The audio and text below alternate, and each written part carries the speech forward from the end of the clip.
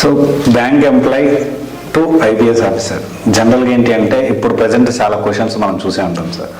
జనరల్గా students everyday నన్ను దీని గురించి ఎట్లా బాగా ప్రిపేర్ అవ్వాలి సార్, నేను జాబ్ చేస్తున్నాను, నేను సాఫ్ట్వేర్ జాబ్ చేస్తున్నాను, లేకపోతే నేను సో అండ్ సో జాబ్ చేస్తున్నాను, లేకపోతే నా దగ్గర కోచింగ్కి డబ్బులు అంటే అంత ఎఫోర్డ్ చేయలేను, సో ఏదో కంపల్సరీ పార్ట్ టైం జాబ్ చేసుకుంటూ నేను ప్రిపేర్ అవ్వాలి. ఈ time management is it really possible? అందుకే ప్రజెంట్ ఉన్న సిచ్యువేషన్లో చాలామంది అడిగే క్వశ్చన్ సార్ ఇది. అంటే నాకు ఫైనాన్షియల్ బ్యాకప్ లేదు, ఎందుకంటే మా ఇంట్లో వాళ్ళు అంత ఎఫోర్డ్ చేయలేరు, కొంచెం ఎక్కువగానే ఉంది కోచింగ్. అలా ఎలా ప్లాన్ చేసుకోవచ్చు? మీరు ఎలా అప్పుడు ప్లాన్ చేశారు, ఇప్పుడు వాళ్ళైతే ఎలా ప్లాన్ చేసుకోవచ్చు?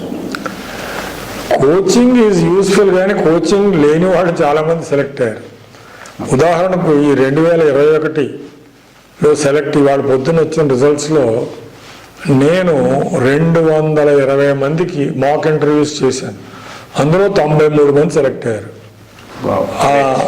అంటే ఆల్ ఇండియా లెవెల్ ఇది.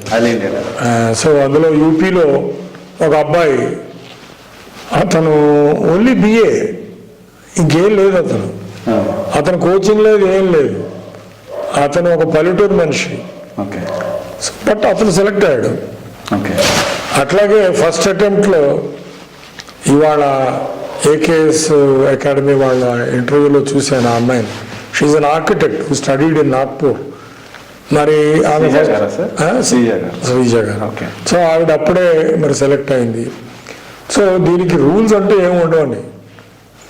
కోచింగ్ ఉంటే ఎస్ ఇట్ హెల్ప్స్, కోచింగ్ లేకపోయినా చాలామంది సక్సెస్ఫుల్ అయ్యారు.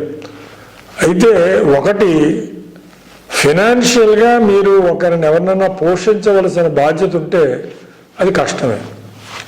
ఒకవేళ మీ తల్లిదండ్రులు వాళ్ళ యొక్క జీవనాధారంగా వేరే ఉద్యోగాలు కానీ పొలం కానీ ఏమన్నా ఉంటే వాళ్ళు మీకు సహాయం చేయగలిగితే మంచిది. లేకపోతే మీరు కొంతకాలం ఉద్యోగం చేసి డబ్బు కూడబెట్టి అట్లా కూడా ఒక 2-3 ఏళ్ళలో ఇన్ఫోసిస్లో ఒక యాంటనీ అని ఒక ఆయన నా స్టూడెంట్ పనిచేశాడు.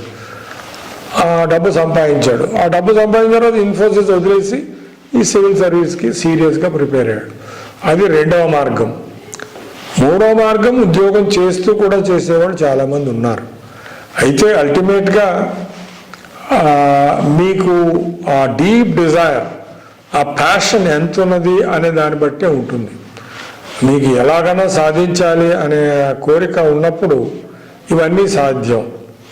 కోరిక ఏదో ఎక్స్టర్నల్ అయితే, అంటే తల్లిదండ్రులు అడిగారు కాబట్టి, లేక ఏదో సమాజంలో మనకు గౌరవం బాగుంటుంది కాబట్టి అందుకోసం మనం ట్రై చేస్తున్నాము, అలాంటి ఉద్దేశాలు ఉంటే కొంచెం సక్సెస్ రేట్ తక్కువ.